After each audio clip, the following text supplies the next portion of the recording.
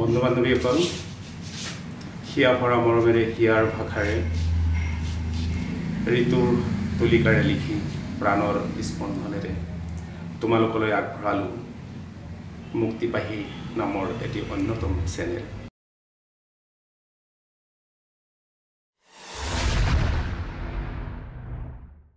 সেইবিলাকৰ ভিতৰত আমি 1 নম্বৰটো লৈ আহিছোঁ, কোনটো প্ৰাণীয়ে পবিত্ৰতা ভংগ কৰিলে মৃত্যুদণ্ড দিয়ে। বন্ধু বান্ধৱীসকল, পৃথিৱীত এনে এটা প্ৰাণী আছে যি পবিত্ৰতা ভংগ কৰিলে মৃত্যুদণ্ড দিয়ে, আৰু সেয়া হ'ল মৌমাখি।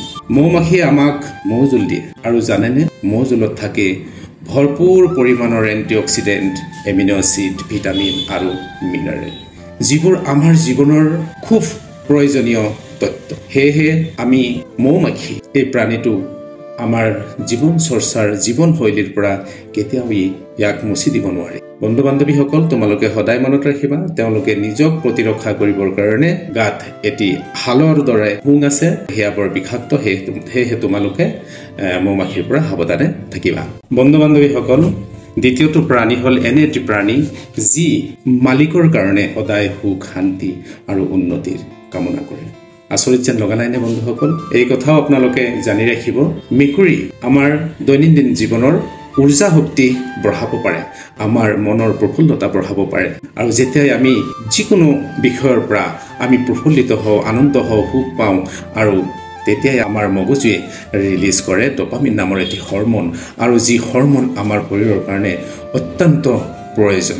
বন্ধু বান্ধৱীসকল, আমাৰ তৃতীয়টো প্ৰাণী এনে এটি প্ৰাণী যি প্ৰাণীটোক আমি খুব কম দেখোঁ, খুব মনোযোগেৰে খুব ধ্যান দিলেহে এই প্ৰাণীটোক আমি দেখি পাওঁ।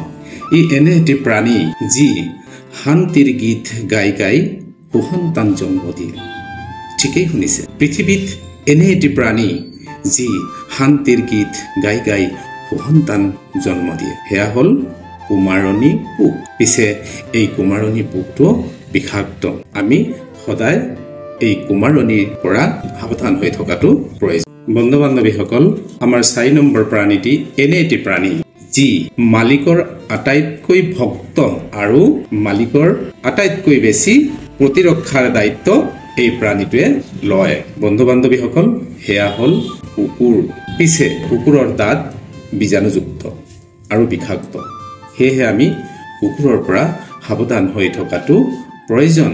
বন্ধু বান্ধৱীসকল, আমাৰ 5মটো প্ৰাণী হ'ল এনে এটি প্ৰাণী যি প্ৰাণীয়ে আমাক মৃত্যু আৰু বিপদৰ আগজাননী দিয়ে। ঠিকেই শুনিছে, যিটো প্ৰাণীয়ে আমাক মৃত্যু আৰু বিপদৰ আগজাননী দিয়ে, আৰু সেয়া হ'ল কাউৰী। ৱাও, তাতে বগা কাউৰী। জানেনে বন্ধু বান্ধৱীসকল, এই বগা কাউৰী আমাৰ কাৰণে এক অতি শুভ প্ৰাণী, এক অতি শুভ চৰাই। পিছে এই জাত চৰাই আমাৰ সমাজৰ পৰা আজি প্ৰায় নিষ্পাত হৈ গ'ল।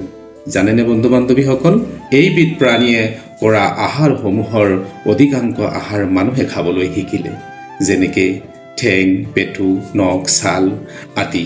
সেয়েহে এই প্ৰাণীটো আমাৰ পৰা প্ৰায় শেষ হোৱাৰ দৰে হৈ গ'ল। বন্ধু বান্ধৱীসকল, যদি তোমালোকে কাউৰী দেখা, যদি তোমালোকৰ ওচৰে পাজৰে কাউৰী থাকে, তেন্তে অৱশ্যই ইয়াৰ আহাৰৰ চিন্তা কৰিবা, আৰু মনত ৰাখিবা প্ৰদূষণ যাতে নষ্ট নহয়, কাউৰীয়ে দেখাকৈহে খাবলৈ দিবা, নতুবা পৰিৱেশ নষ্ট হৈ দুৰ্গন্ধ সৃষ্টি কৰিব পাৰে। বন্ধু বান্ধৱীসকল, আমাৰ 7 নম্বৰ মানে 7 নম্বৰ প্ৰাণীটো আমি 3টা প্ৰাণীৰ এটা গোট লৈছোঁ, কিয়নো এই 3টা প্ৰাণী আমাৰ বাবে গুণগত হিচাপে একেই গুণ দেখায়। সেয়া হ'ল পৰুৱা, মকৰা আৰু ভেকুলী। জানেনে, এই পৰুৱা, মকৰা আৰু ভেকুলীয়ে প্ৰাণী জগতৰ ভিতৰত চবতকৈ আগত পৰুৱা, মকৰা আৰু ভেকুলীৰ প্ৰাৰ্থনা ঈশ্বৰে শুনে আৰু তাক মানি লয়। বৰ আচৰিত লগা যেন নহয়নে বন্ধু বান্ধৱীসকল? সেয়েহে তোমালোকে পৰুৱা, মকৰা আৰু ভেকুলীক কেতিয়াও অন্যায় অত্যাচাৰ নকৰিবা।